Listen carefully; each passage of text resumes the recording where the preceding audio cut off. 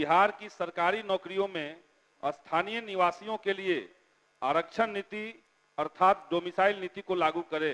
माननीय मंत्री सामान्य प्रसाद महोदय, इस तरह के नियम को दूसरे राज्यों के देख के लागू करने का तो विचार नहीं है, लेकिन है द बिहार टॉप में हूं आदेशपुरी। बिहार के युवा सरकारी नौकरियों में डोमिसाइल नीति लागू करने की मांग लगातार करते आए हैं। खासकर शिक्षक बहाली में आपको बता दें, टीआरई 1 के समय में शिक्षक बहाली में डोमिसाइल नीति को समाप्त कर दिया गया और कल विधानसभा में माले विधायक संदीप सौरभ के द्वारा यह मुद्दा उठाया गया। और बताएं आपको हम कि सरकार ने साफ साफ कह दिया कि 60% रिजर्वेशन स्थानीय लोगों को ही दिया जाता है।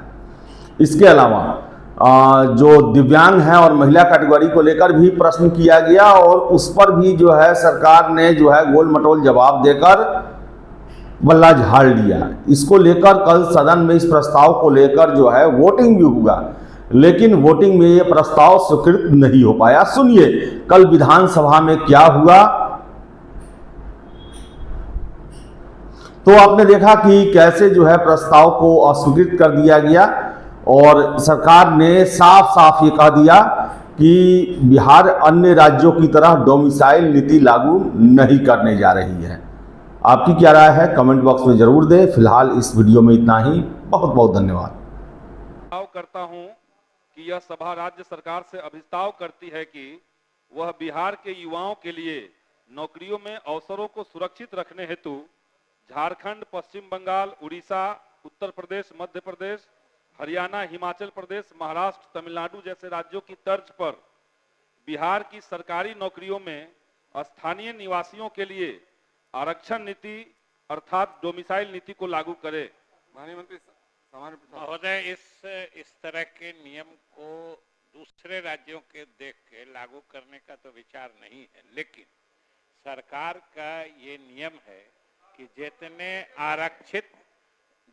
आरक्षित वर्ग की रिक्तियां हैं, जो लगभग 60% हो जाती हैं, वो सिर्फ इसी राज्य के लोगों के लिए आरक्षित है।